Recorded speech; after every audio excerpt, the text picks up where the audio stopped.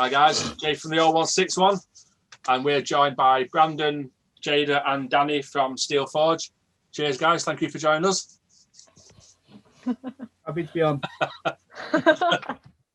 This one, you just start laughing, don't you? I always do it. Already off to a great start. Someone just had to say something that was basically. That was it. You were going, weren't you? Okay, guys, just give us a bit of a brief history about Steel Forge, when you started and why you started. Basically, what it was, me and Matty from the band Arjesk were in a band together previously until that dissolved, and we started trying to go for a different sound that was sort of similar to what the previous stuff we were playing, which was just extreme metal, which was a bit more thrashy power, like old school Blind Guardian, but with growling type things. But after a while, and we did have the likes of Nick from Iron Sea Wolf join us on bass as well, and Adam Shower from Project Unicorn on drums. We just decided, because of the distance and traveling and things, that we either wanted to do our own thing or go into different projects, i.e. Matty from Arjesk wanted to do more black metal. But I started looking around a bit more for musicians, because obviously I had none. Right. But a year or two before, we'd actually been camping at Bloodstock, and we were the same group as Brandon. Brandon was actually with us. So the next year that I went to Bloodstock, where the coaching area is, Brandon was actually there. And we just caught on to each other, and we ended up riding the coach together up there. Yeah. And I just started talking about Steel Forge, and then we started sort of exchanging ideas and saying, well, let's give it a go, see how it goes. Yeah. And that's basically where it came from. We didn't actually release our EP till, was it 2019? Give or take, yeah. Yeah, because Steel Forge was going technically since 2015, 16, around about then. Yeah. But we'd had the music and everything, just didn't have the full band to record it properly, put it together. And then, of course, when we did start transferring songs over, Brandon came up with more original numbers, like on the Forged from Darkness EP, it was like Order 66, right. Forged from Darkness. But we still had stuff that we used previously that Matty had recorded, such as Unto the Barren Realms. And we've used a few songs regarding something else as well that people will be happy about. Forged from Darkness was actually a rework track as well, okay, which was originally based off the Legacy of Kain video game series, Noskov. But we changed that to The Return, and we changed the concept entirely to fit with the EP and made it the title track. Right, brilliant. Yeah, after I joined, it took a little bit of time to actually get going, because I was still at university at the time, and I was down in Aberystwyth, right, and then lived in the Arctic for 5 months. And so it took a little bit of a time before we were in the same city and had access to. You just had to throw that into flex, didn't you? That you lived in the Arctic. You just had to. Yeah, any excuse to mention that. Yeah. But yeah, it did mean that I'd been in a band for about a year before we actually did anything at all, really, other than sending files back and forth. Yeah. But yeah, I've got like a little very basic home recording thing, so we didn't need to involve anyone else or pay anyone any money. So we just started recording like demo quality stuff. Right. And yeah, that's where it started. Right, brilliant. What? Just to explain to people that on the 016 page that might not know who you are, what genre would you class yourself as, and who do you think you sound like? Yeah, probably melodic death metal mostly, if you're going to put a name on it. But you know, that's just kind of what we ended up sounding like. It's just when you write a song, you just come up with like some sort of natural progression. Yeah, exactly. Like you've got stuff like 66, which is basically a thrash song, right? And you've got stuff like Hammer of the Forge, which is basically a power metal song, right? But they all kind of overlap with Melodeath. Right. Brilliant. So just to each one of you, who influenced you for you to pick up your instrument or whatever what you do? Go on, I'll see you first. Yeah, go on, JD, you start. No, go on. I was just saying to Brandon before, I kind of picked it up out of spite, because someone I really didn't like decided they wanted to start playing bass when I was about 10, and I was like, well, you know what? I can do better than that. And then they quit, and I kept going. So that's pretty much it. But I didn't really I didn't really think, oh, you know what, I really want to learn bass. It was more like, I hate this person who's playing bass and I want to be better than them. Hatred. You did it out of pure hatred. Brilliant. In all fairness, I think I should introduce how Jada came in properly as well, because we mentioned me and Brandon, like how we got it started. But Jada actually really surprised us, and not just with the Danny DeVito cardboard in the background. I thought, you know what, I actually said to her, I thought that was a dad. My dad will be made up to be told he looks like Danny DeVito. What happened was we recorded the EP, we wanted to start playing live, but because there was only me and Brandon, we were like, well, because of the mixture of music we play, it's hard to get someone who's like specific or looking to branch out. It's either one genre they play or another. So you get a death metal guitarist, thrash guitarist. So when the EP came out, Jada got put in touch with us, and when we were saying about the members as well, we were like, well, if we add members as we go along, it means we can still play live. Yeah. And we do have a live video that's up on YouTube, which you can check out at some point. Yeah. But Jada came on board and she picked the songs up really fast. And she was in time with us to play our first actual gig as well. So that was really good to have as well. Right. Brilliant. The next question was going to be, what's the best event that you think that you've played? We've only played one gig. Well, yeah. I mean, obviously, it was great. Like, it's a bit tricky to play just one gig. But however, if you've been in previous bands, Oh yeah, okay. I'll let Danny go first for this one. Fair enough. I mean, we had two major ones. We supported Hecate Enthroned in Lancaster.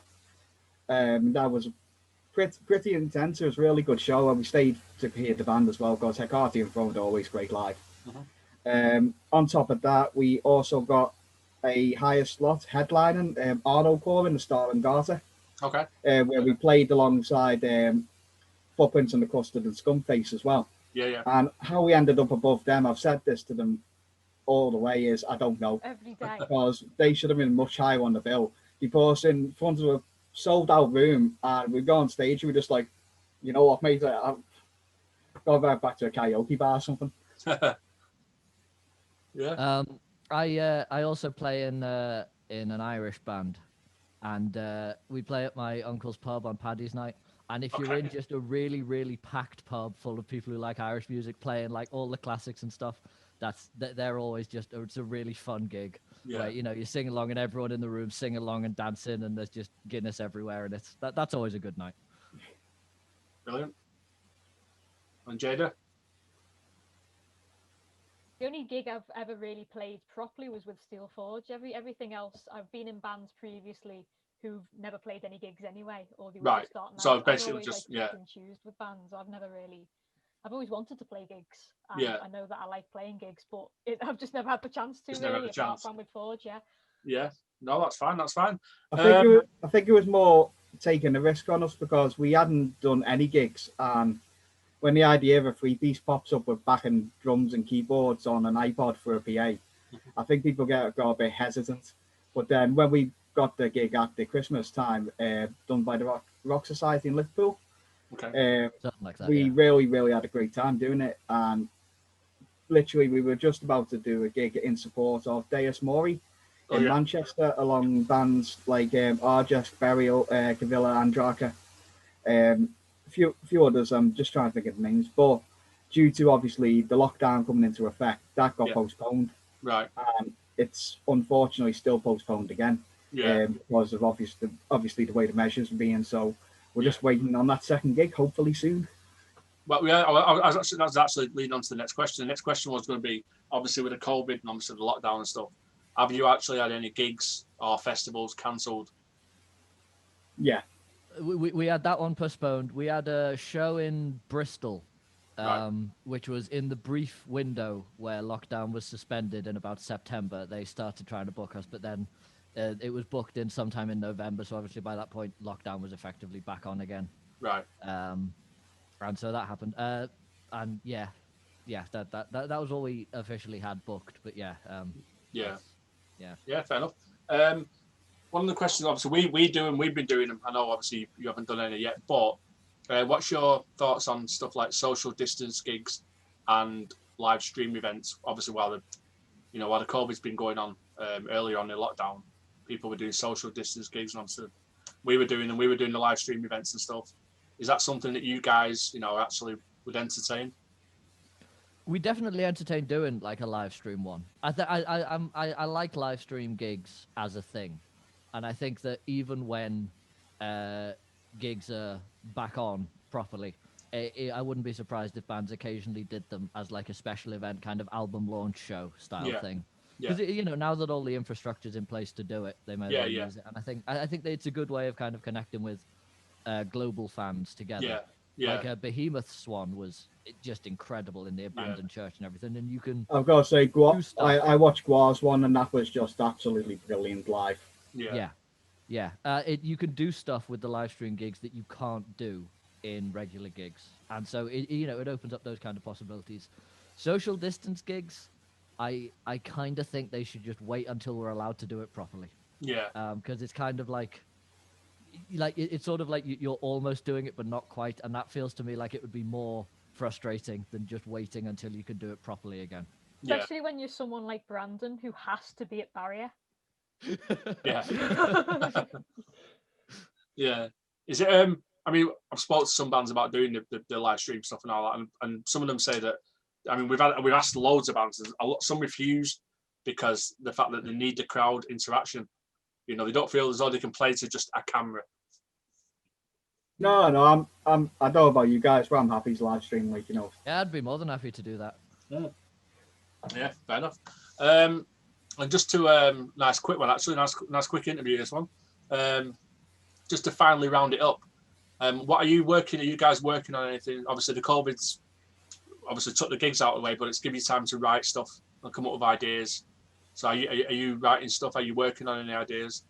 We are, yeah. There were a few sort of leftover riffs and ideas from the EP. A few more tracks that were written before Matt left the band that we've reworked into something new, and then a bunch of new songs. And so we do have an album on the way. We haven't confirmed a release date yet because we're still waiting on sort of production of the tracks. A few other things need to fall into place, but yeah, it's on the way.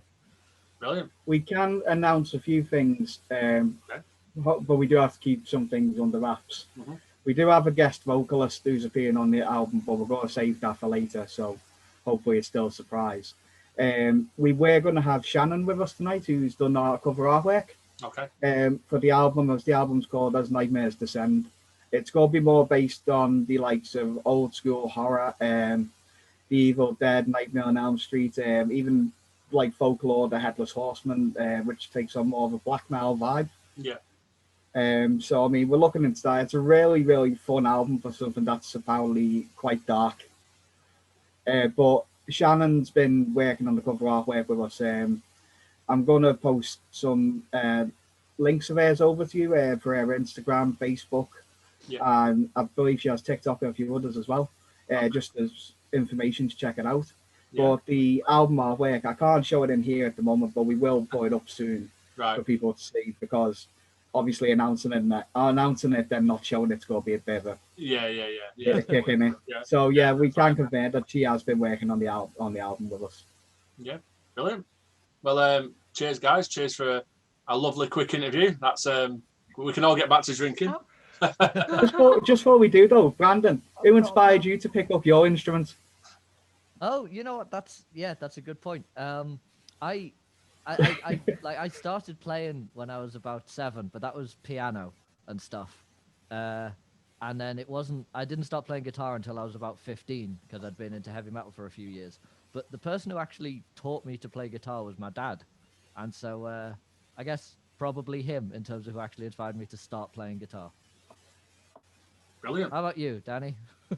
For me, it was, I just wanted to be a singer, where I started looking at where I started getting into the likes of Slipknot, Cradle of Filth when I was a kid. Started getting into like a Manor. It was more gateway bands. Yeah. But now I would say some of my favourite vocalists are the likes of King Diamond, Graf Holzfire from Arno Court, King Diamond, of course. Did I just say King Diamond? I'm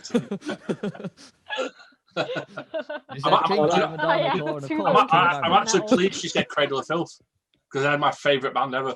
So I'm actually really glad to hear that. They get a lot of slack, and I love them, mate. I love them. The only thing I'd say is, so I mean, I've seen them live recently, and they're phenomenal. Yeah, because they've started doing all the older stuff like Lord Abortion, MIDI, and things like that. Yeah, but I'm still never going to forgive them for pornography or temptation. Oh God, yeah. They wrote me a check there, and I'm going to cash it. Yeah, exactly. I think the Gobstopper incident made up for that. Oh yeah, that was that. Oh man, that was mad, that wasn't it? Oh no, it's the last thing I meant to say. Odor issue. I'm just that's. I know he's dead now, but he's just fantastic. Yeah. Oh, brilliant, guys. Really appreciate you sitting down with us. And I'm going to try. I'll drop you. Obviously, I presume we're going to be doing a few more live stream events because I just can't see us doing actual. I think our event's starting. Well, technically, should have started in February, but obviously they're not going to happen. So we'll be doing loads of live streams. I think, sadly, in a way. But yeah. Cheers, guys, and really appreciate it. What we'll do is we'll get it edited and we'll get it straight onto YouTube. Awesome. Sounds like a plan. Awesome. Cheers, guys. Thank you very much. Good night, guys. Thank you. Bye. Power of the Lord has been sworn.